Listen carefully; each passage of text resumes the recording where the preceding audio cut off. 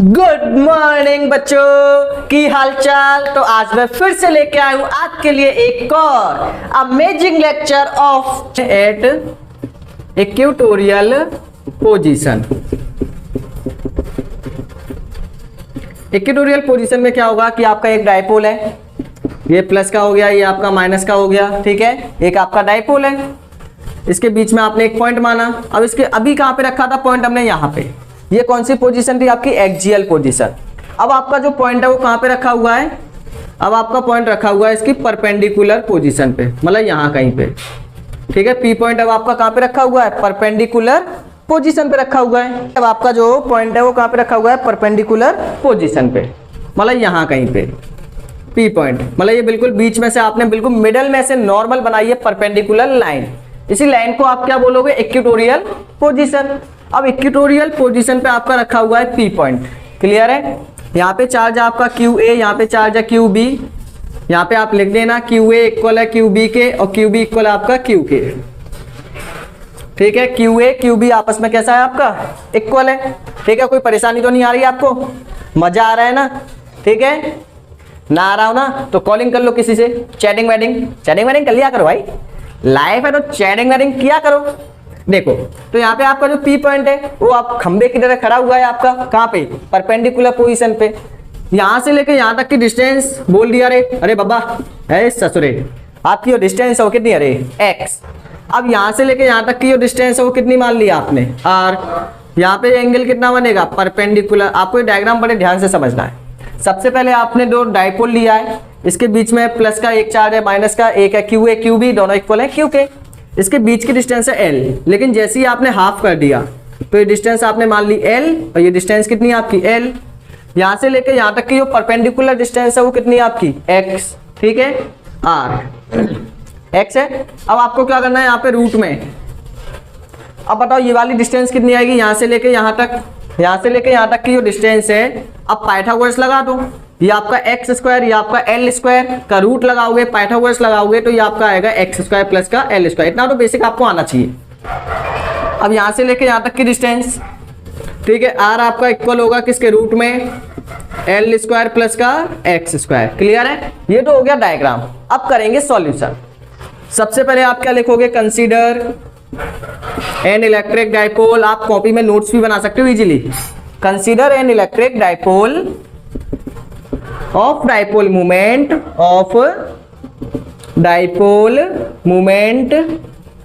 P of dipole moment P and let a point P at normal position या फिर at perpendicular position। Perpendicular position पे आपने क्या मान लिया, एक पॉइंट, ठीक है। फाइंड देन, आपको बताना है देन इलेक्ट्रिक फील्ड इंटेंसिटी। आपको बताना है कि इलेक्ट्रिक फील्ड इंटेंसिटी कितनी होगी, इलेक्ट्रिक फील्ड इंटेंसिटी कितनी होगी, ये आपको फाइंड करना है। तो देखो इलेक्ट्रिक फील्ड इंटेंसिटी निकालने के लिए मैंने आपको तीन मेथड बताए। पहला स्टेप में आपको क्या करना है, डायरेक्शन निकालना है। इन दोनों चार्ज पार्टिकल की वजह से इस पॉइंट पे डायरेक्शन कितने आएंगे, दो डायरेक्शन आएंगे, डायरेक्शन फाइंड कर लो, क्लियर है। फिर आपको बताया गया है कि डायरेक्शन फाइंड करने के बाद ए और बी की वैल्यू निकाल लो, मतलब ई ए कितना होगा, ई बी कितना होगा। अगर उनके बीच में कोई रिलेशन है तो वो निकाल लो, और फिर आप फाइनली फॉर्मूला लगा दो किसका, रूट में ए स्क्वायर प्लस का बी स्क्वायर प्लस का 2ab। इतना कर पाओगे या नहीं, हो जाएगा। तो पहले आप निकाल लो डायरेक्शन। देखो ये प्लस का चार्ज पार्टिकल है तो इसकी वजह से जो आपका इलेक्ट्रिक फील्ड है वो कैसा होगा, आउटवर्ड। प्लस का चार्ज पार्टिकल होगा तो इलेक्ट्रिक फील्ड आपका हमेशा आउटवर्ड होगा। ध्यान से सुनो, अगर प्लस का चार्ज पार्टिकल है तो इलेक्ट्रिक फील्ड आपका हमेशा होगा आउटवर्ड।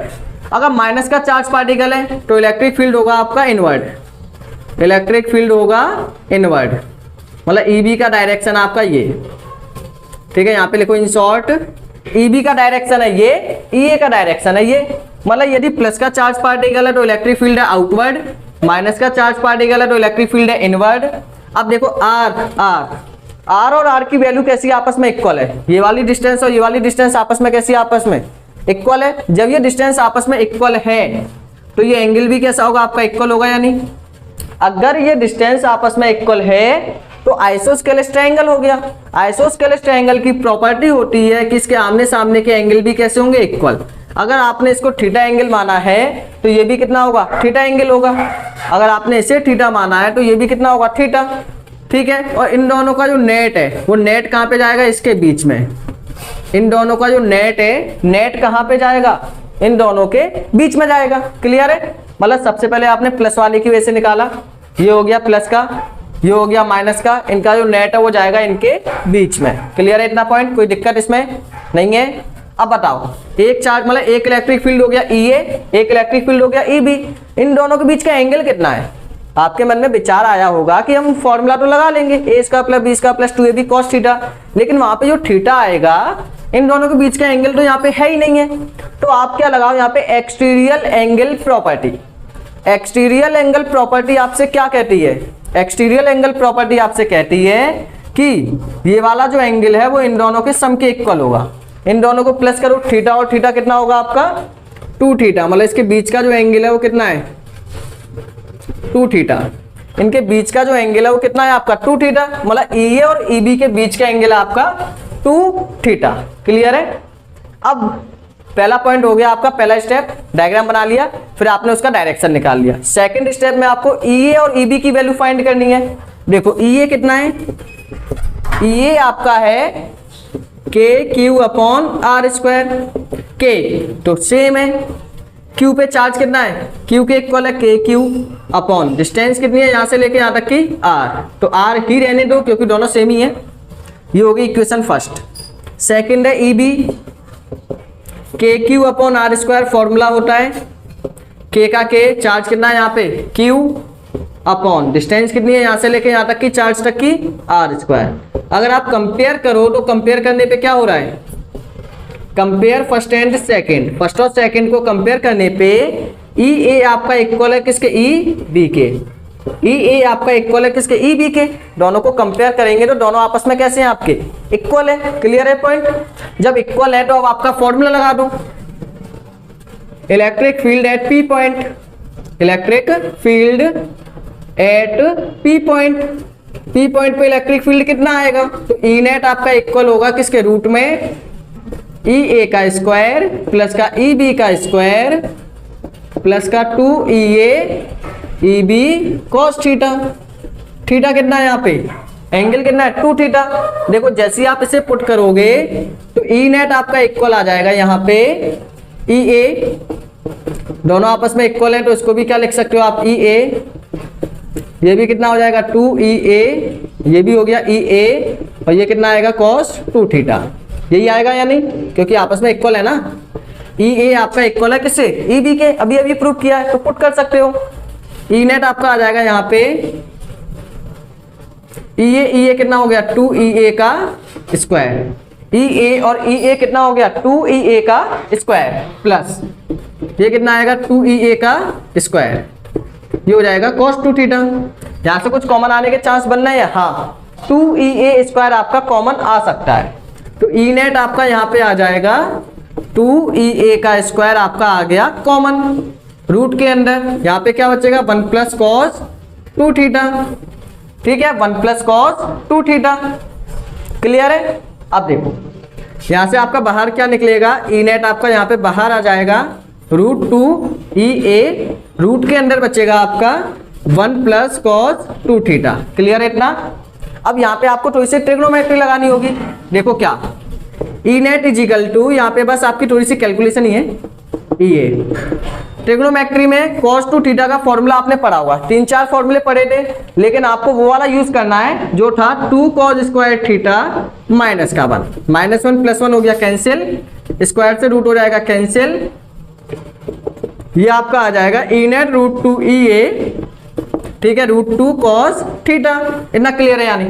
सबसे पहले आपने क्या किया, EA EB की वैल्यू निकाली, फॉर्मूला लगा दिया A² + B² प्लस का 2AB cos थीटा। थीटा कितना था 2 थीटा। EA इक्वल था EB के, तो EB को आपने क्या रखा EA, ये हो गया EA का स्क्वायर, ये हो गया EA का स्क्वायर, प्लस कर लिया कितना आ गया 2EA का स्क्वायर। ब्रैकेट में कितना है 1 + cos 2 थीटा। क्लियर है। यहाँ से आपने ब्रैकेट में से इसको बाहर निकाला रूट में से, तो ये आ गया √2EA। ये कितना आएगा, cos 2 थीटा का फॉर्मूला होता है 2 cos स्क्वायर थीटा -1 प्लस 1 हो गया कैंसिल, स्क्वायर से रूट हो गया कैंसिल, तो यहाँ पे आ गया √2 cos थीटा। √2 कितना आएगा, ई नेट आपका आ गया यहाँ पे 2EA cos थीटा। क्लियर है पॉइंट। अभी भी क्वेश्चन नहीं हुआ, अभी होगा, ठीक है। अब आपको सिंपल क्या करना है, EA की वैल्यू पुट कर देनी है। अब देखो EA आपने निकाला था, यानी EA कितना है आपका, EA आपने निकाल के रखा हुआ है यहाँ पे कितना, KQ/R²। तो EA आपका इक्वल है KQ/R²। आप चाहो तो यहाँ पे cos थीटा लगा सकते हो। cos थीटा किसके इक्वल है, B/H। cos थीटा आपका किसके इक्वल है, B/H, मतलब बेस अपॉन हाइपोटेनस। तो ई नेट आपका यहाँ पे आएगा 2KQ/R की वैल्यू कितनी है, R आपका यहाँ पे है रूट में x² प्लस का L² का स्क्वायर, स्क्वायर से रूट क्या हो गया कैंसिल। बेस कितना है बताओ, ये एंगल थीटा है, ये 90 है, तो बेस कितना होगा L। जहां पर भी आपका एंगल 90 और थीटा बनेगा वो वाली साइड क्या होगी, बेस। तो बेस हो गया आपका L। 90 के सामने वाली साइड क्या होगी, हाइपोटेनस। 90 के सामने वाली साइड क्या होगी आपकी, हाइपोटेनस। ऐसा करो अभी आप इसको R ही रहने दो, इसको अभी आप R² ही रहने दो। अब देखो यहाँ पे ई नेट कितना आ गया, ई नेट आ गया 2 मतलब K, इसको क्या लिख सकते हैं Q, ये हो जाएगा 12/R का हो गया Q। Q और 2L किसके इक्वल है, Q और 2L किसके इक्वल है, देखो इसको आप क्या लिख सकते हैं, ई नेट आपका यहाँ पे हो जाएगा K, Q और 2L इक्वल है किसके, P के, मतलब डाइपोल मूवमेंट के। तो ये हो गया P के इक्वल, मतलब ये आपका यहाँ पे निकल के आ गया P के आ जाओ जल्दी से, PK/RQ। ये क्लियर है, यानी मतलब कितना आ गया ये आपका PK/RQ। प्रॉब्लम क्लियर, फैंटास्टिक करिएगा। अब PK/RQ आ गया, अब R की वैल्यू पुट कर लो, यहाँ पे लगा लेना इक्वेटोरियल पोजीशन। तो इक्वेटोरियल पोजीशन यहाँ पे लिख लेना कि P आपका इक्वल होता है Q2L के, ठीक है। अभी किधर है, अब R की वैल्यू को पुट कर लो। R कितना है आपका, R आपका है x² प्लस का L²। रूट को क्या लगा सकते हो आप, 1/2, और इसका भी क्या लगा हुआ है आपका ऊपर से Q, इसका भी क्या लगा हुआ है Q, मतलब R आपका इक्वल है x² प्लस का L²। इस रूट को हटा के क्या लगा सकते हो आप, 1/2। तो आपने ये वैल्यू रख दी है यहाँ पे। अब इसका मल्टीप्लाई करेंगे तो इक्वेटोरियल आपका निकल के आ जाएगा PK/x² प्लस के L² की power 3/2।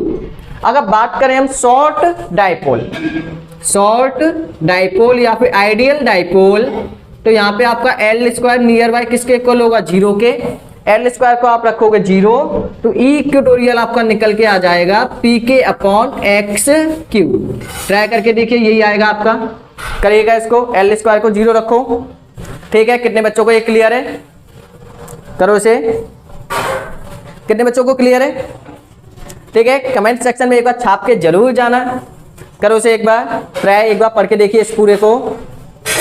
Thanks for watching and ऐसी अमेजिंग वीडियोस को पाने के लिए आप क्या कर सकते हो, चैनल को कर सकते हो सब्सक्राइब।